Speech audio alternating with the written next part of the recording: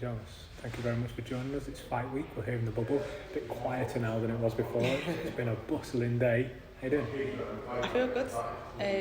Media day is always a busy day. Lots of people coming in and out and lots of people asking the same questions, so no pressure. So how's camp going? Just talk to us a little bit about a media day. What does it take out of you as a fighter? I mean, I think I'm right in saying there's a reason it's quite a few days before fight night, because it seems quite draining. It can be. I mean, in the bubble, because they've got a limited amount of press that can be there, it's not as bad as a normal time, to be honest. But yeah, it's just quite monotonous. It can be. You just do what you're doing. You do what you do. What question will ask the most? Your 2012 fight. What's your predictions? You're doing my job, but keep it going. That's really it. I'm always sorry to ask now, but what are your predictions? Talk to me a little bit about this fight on Saturday, the history, where we are now, what it means for the sport. Just talk to me about the event as a whole for you. Obviously, the 2012, people think that. Much appreciated. 2012, people think that you'd have a bad experience because I lost, and don't get me wrong, at the time I was an athlete that was focused and driven towards getting a medal, and it didn't happen, so I was disappointed. There's going to be lots of little skips in the edit at the end. I think I cried for 3 days straight. Really? But when I look back at it, there's nothing but fond memories that I had. They picked the worst time to move house. I presented the best version of me that day, and Katie did as well. And I believe at that time the only person in the world that could have beat me was Katie. And it's just unfortunate that we met so early on. Now it's different. Now we've got 10 rounds. Yeah. Now the head guards are off. Now, we're not point scoring and getting a lead and running away with it. It doesn't happen in pros, so now it's different. When you see high profile fights at any weight, quite often you sense one of them is a bit more precautious, a bit more maybe cagey, nervy, if that's the right way of putting it.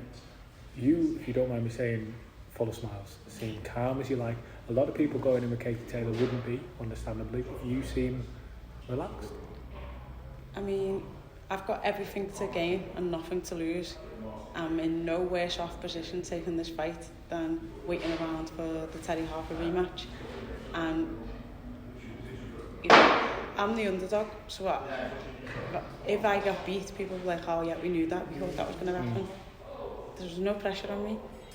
She's got to go and be that person that everybody thinks she is. And she's got to box like everybody thinks she can box, and everyone thinks, well, not everyone, but people think she's going to stop me in 6 and it won't last 3, and okay, well, she's got to go and do that. I don't have to do anything.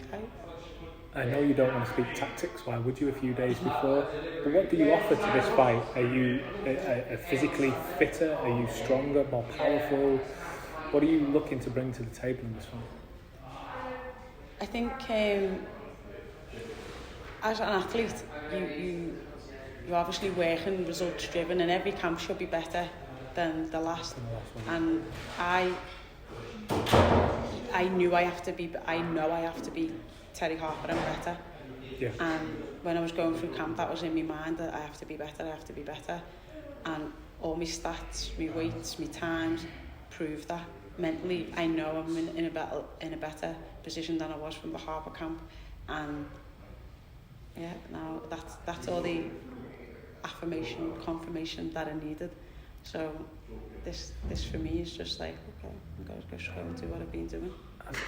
Ask a silly question then. What does it do for your career, but also for you as a person, if you get your arm raised on Saturday night? How does your life change? See, the smile got bigger when you said it. It just brings peace for me. There's always been something pulling me back into boxing, and as good and as successful as my amateur career's been, there was just something that I felt I didn't do. Maybe it was an Olympic medal, maybe it was that, maybe it was a Commonwealth medal, I don't know. There's something that I'm not fully satisfied with.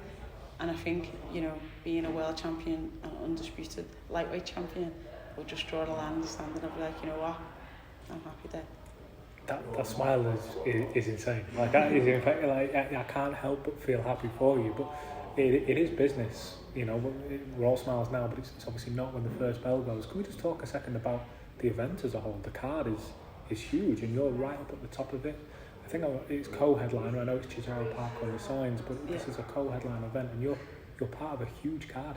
Yeah, it's massive to see the progression of women's boxing. But you know, that's all because of the athletes involved. You know, your Ellie Scotneys, your Ramla Ali's, your Shannon Courtenay's, your Ebanie Bridges, your Chantal Cameron's, your Savannah Marshall's, myself, Terri Harper, and Katie. You know, we've done that. Yeah. And we'll continue to do that. Every time we've been put on a big stage and been asked to perform, we have done.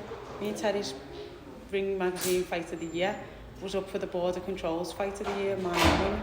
So, you know, what more can you ask for? Like, we are an entertainment sport, and every time we're asked to do that, we step up and we put on a good performance. Saturday will be no different. She has all my respect outside the ring, but like you say, when it comes into the ring, she's going to have to earn it. Of the names that you've just mentioned, what's been your impression of how the scene has been lately? Because it's been, like you say, the front page, or whatever the digital version is of the front page these days, it has been everywhere. You know, the Shannon Courtenay, Ebanie Bridges, yourself and Katie, even going back to the last matchroom set of cards with Kathy Sanders versus Terri Harper. It's everywhere. This women's game is taking over is a hard way to describe it, but it's grown massively. We, as the women boxing and as the athletes, knew how good it was. We just needed the world to see it, and now they do, and now they have, and they enjoy it like we knew they would. We just needed to be visible and be seen, and Sky and Matchroom have provided, and the Zone have provided that platform for, you know, and when we've had that chance and them opportunities on them big stages and on them platforms, we've made an impression and left an impression, and it's been good for boxing, because now all over the world the sport's growing. So just to wrap up then, camp's been good, team's working hard, physically you're good, mentally you're good? Not the team's working hard, I'm working hard. No. Joe is so meticulous, and obviously we've got, you know, the experience of Crawler and Quigg, and you know, all the other lads in the gym, like your Callum Johnsons, your Callum Smiths, your Liam Smiths, you know, there's depth of knowledge. You can't beat that type of thing. They've been there, they've done it, and to be able to delve into them and you know, ask about things and have them go through situations. Paul Butler has been one of my main sparring partners. To just be able to have that like class on your doorstep in your gym, it's been invaluable. So yeah, massive shout out to the camp. Let me just ask you there quickly about Callum Johnson. I mean, bombs awareness. the other night he came back onto the scene. He wasn't about to go and get the rounds, and in the bank with a performance like that, we were all buzzing for him. Oh, like, no one deserves it more. He's had such a bad time inside and outside the ring. He's been so unfortunate, not got the deals he's wanted, not got the fights he's wanted.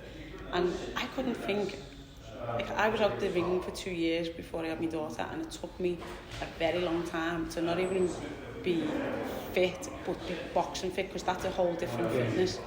And for him to go in against, he wasn't a muck, the fella he was up against. You know, he hit Callum felt it, and he'd be the first to say, I took a good shot. But he done that in his first fight. It took me a good 5 to even get into a rhythm of pro boxing, and that's you know, just a testament to how good Callum Johnson is, and we haven't even seen a flicker of what he's capable of. Scott Quigg's here with you this week. I'm guessing Ant Croller's going to be watching as well. Those guys giving you good words of advice?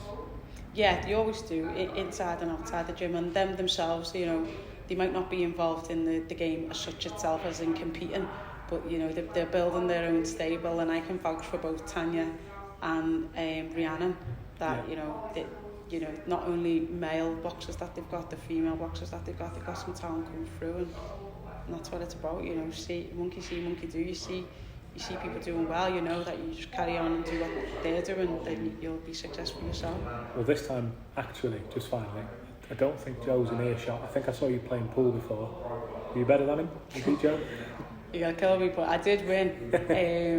But he beat me in table tennis, in fairness. So it's 1-1 in the sport. But I did say to him, I'm not that good at table tennis, in fairness. But he told me he was very good at pool, and he'd beaten Marcus, and he'd beaten Quigg, and he'd beaten Crawler. And then obviously I came and just, showed him what's what. I wasn't going to win and lose two things at once. Well, listen, all the very best for Saturday. We're here with you all week. I'm sure we'll catch up again at some point. But for now, thank you for joining us. Cheers, thank you.